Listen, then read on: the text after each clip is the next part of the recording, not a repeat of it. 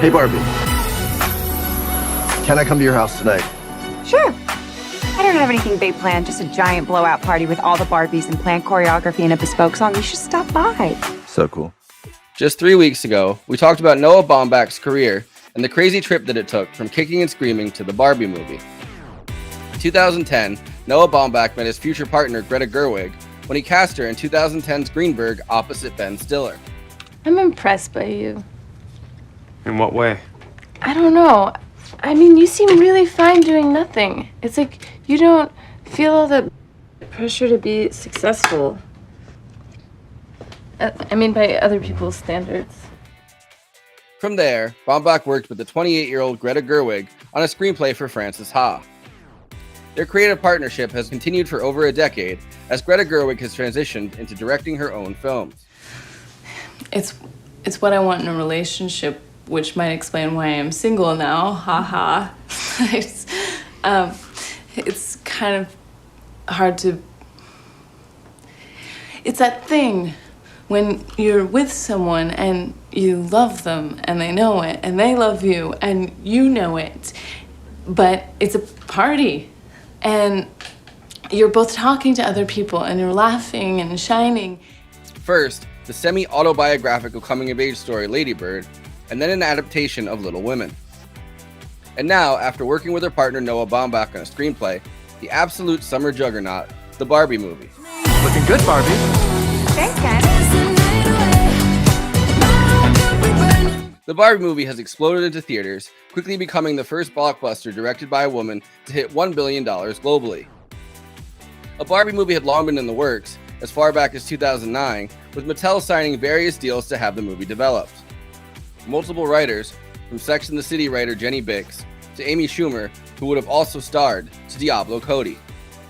In 2018, Margot Robbie entered negotiations to produce the Barbie movie with her husband, who is also her frequent production partner, Tom Ackerley.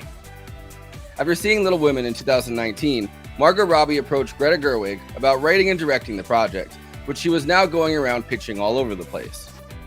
Gerwig enlisted Noah Baumbach, and they worked on a script throughout the COVID-19 pandemic.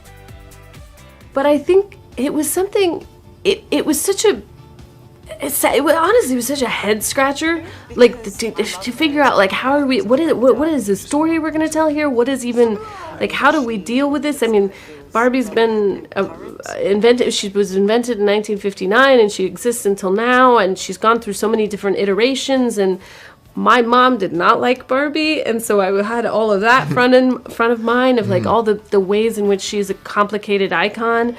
And I think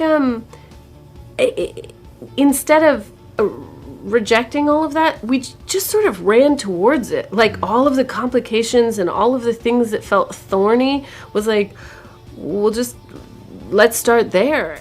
Gerwig wanted to both criticize and celebrate Barbie, to acknowledge the feminism behind the creation of the dolls, but also to criticize the unrealistic beauty standards that Barbie has contributed to.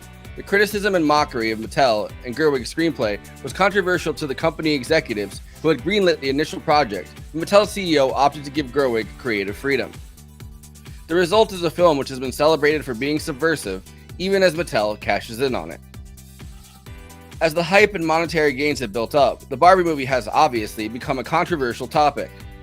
Political pundits have attempted to drain cultural capital from the pop feminism that Gerwig has brought to the project.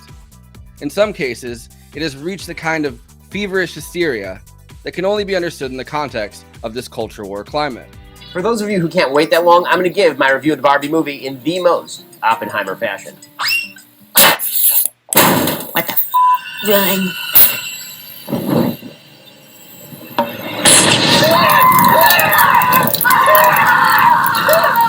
Greta Gerwig is definitely an interesting director for a project like this. Gerwig's mother wouldn't let her get a Barbie. As what she calls a child of the 60s, her mom was quick to point out the problematic and unrealistic nature of Barbie in general. However, she eventually relented and bought her a Barbie. These two sides of Barbie, as an important cultural touchstone and a symbol of modernity, but also the unrealistic body image and rampant consumerism symbolically attached to it. A doll which is truly emblematic of both our good intentions and our excesses as a consumer culture. Barbie lives in Barbie Land, an idyllic community where Barbie is in charge and everything is great for the Barbies. It is a pink utopia, a feminist matriarchy, where Barbie is on top and Ken lives to be noticed by her, and it's assumed that the real world is like that too. However, a sense of disequilibrium begins to plague stereotypical Barbie, played by Margot Robbie. Do you guys ever think about dying? She begins to take on the flaws that make us human, from flat feet to cellulite to anxious thoughts about death. And my heels are on the ground.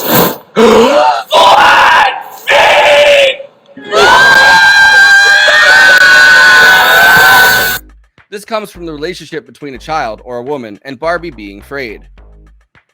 Barbie is sent by Weird Barbie, a grotesque version of Barbie played by Kate McKinnon, who has been played with too hard, into the real world to confront and fix whatever is causing this disequilibrium. Along with Barbie comes Ken, played by Ryan Gosling, an overlooked member of the underclass, the Kens, who are possibly homeless and live to be noticed by the Barbies. But it's Barbie and Ken. There is no just Ken. This journey into the real world is jarring, and Barbie and Ken realize that the ideal society they believed in, that Barbie Land represented as a reflection of the real world, well, not for Ken, is far from being the actual reality. I like the fact that Greta Gerwig and Noah Baumbach don't lay this at Barbie's feet, or even the creator Ruth Handler's feet, but at a larger patriarchal system.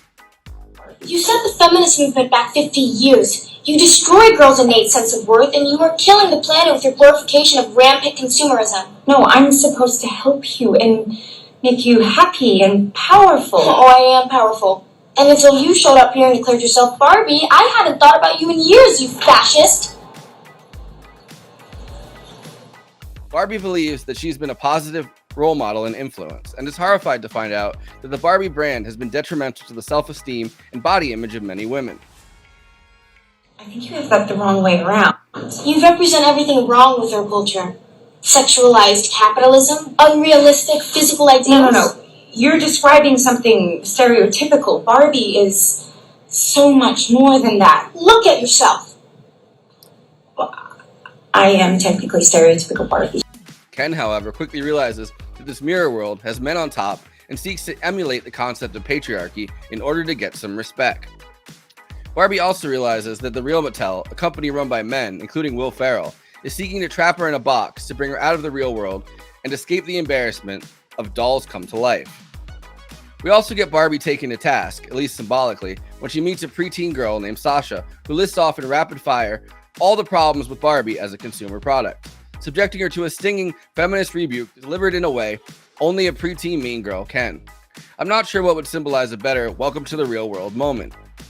The Barbie movie is definitely silly, it's mostly fun, but has some surprisingly nuanced things to say about self-acceptance, feminism, and being a more accepting society. And I think Greta Gerwig is a great person to tell that story as someone with feet in multiple worlds. Oh, looks like this beach was a little too much beach for you, Ken. If I wasn't severely injured, I would beat you off right now, Ken. I'll beach off with you any day, Ken. Hold my ice cream, Ken. All right, Ken, you're on. Let's beach off.